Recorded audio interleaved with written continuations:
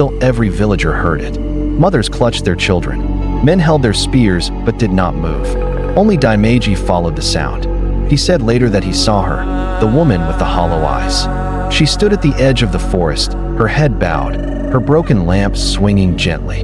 The cry of the child came from her mouth, though her lips did not move. Behind her stood a flock of sheep, their eyes glowing silver, their bodies swaying as if bound by invisible strings. And then she turned toward him. He could not move. His legs froze, his voice died in his throat.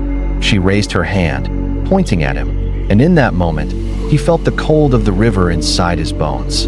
But before she could step closer, the cock crowed. Though no chickens remained in Bataki, she vanished. The sheep dissolved into mist. The forest fell silent. Waxing crescent moon the next morning, the elders gathered.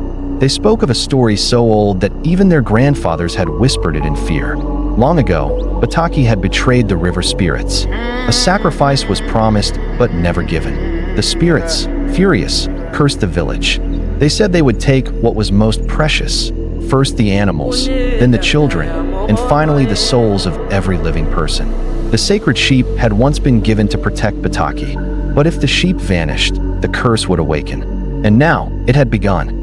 First quarter moon, the third omen at sunset, the drums began to beat on their own. No hand struck them. From the shrine came a wind that smelled of rot. And in the distance, the villagers saw a figure walking, not toward Bataki, but around it, circling the huts again and again. It was the woman with the hollow eyes. Every child she passed began to cry in their sleep. Every fire she neared flickered out. And when she stopped, the night stretched longer, as if the sun itself refused to return. The villagers knew the curse was not waiting. It had already claimed them. When the woman with the hollow eyes circled Bataki, the village grew restless.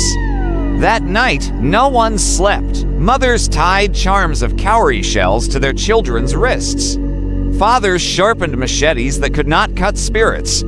The elders sat in silence, staring at the fire as though waiting for something they already knew was coming. And Daimji, the stranger, wrote feverishly by the light of his lantern. His hands shook, but his words poured out as though someone else was guiding his pen.